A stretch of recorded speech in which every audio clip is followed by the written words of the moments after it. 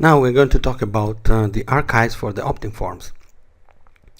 Okay, then we just go to archives. We see the opt-in forms list. We click over this link and we are redirected to the page where we have the summary of all our opt-in forms that we created before. Okay, so it depends on your account. You have a lot of here opt-in forms created, and they are listed here like we did for the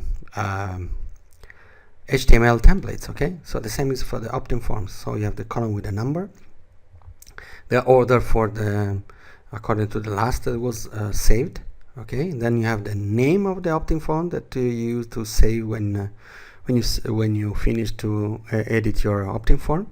Okay, and then you have in this column you have 5 buttons. Okay, and the first button, if you click over the first button, you have a preview of the opt-in form that you created. Okay, so you click over this icon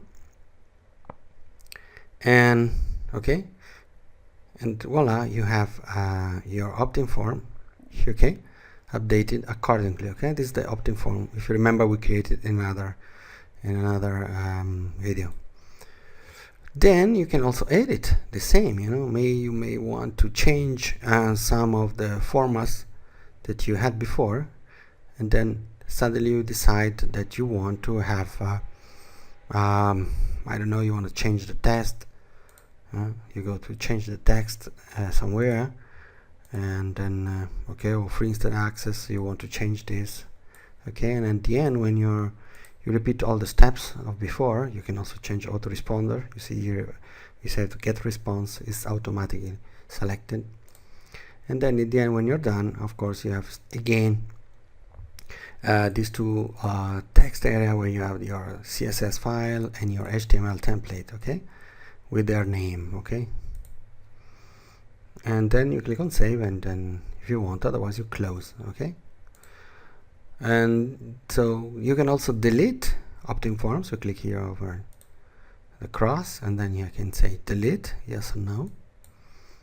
And then you can also download the complete package. Okay, so for example, you click here over this download button.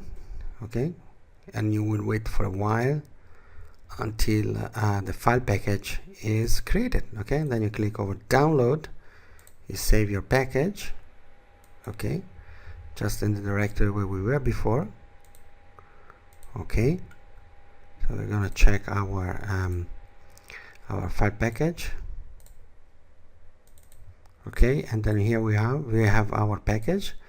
We unzip this package, and here in this folder we have exactly the opt-in styles 1.css and an opt-in template HTML files. Okay, plus the images folder with the first is the image. You can see here the first is the image of the privacy notice, the lock, and the second one is you can see here the button that we are using as for our form.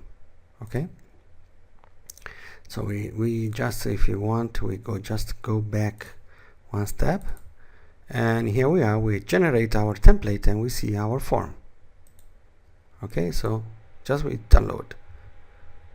Then we have also the opportunity to create WordPress plugins.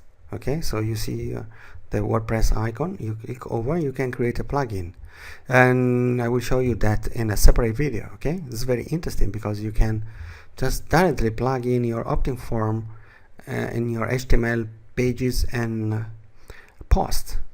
Okay,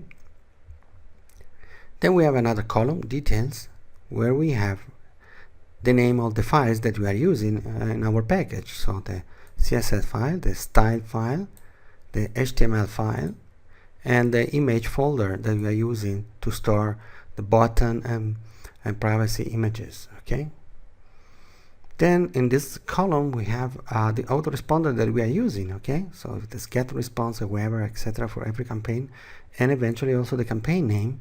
Okay, like in this case. So if you are going, for example, if you are tracking this campaign and we go to get response, we find this campaign with all the results, and then we know that this campaign was included in this opt-in form 02, for example. Okay, so this is all the information. So as I said to you before, it's very important to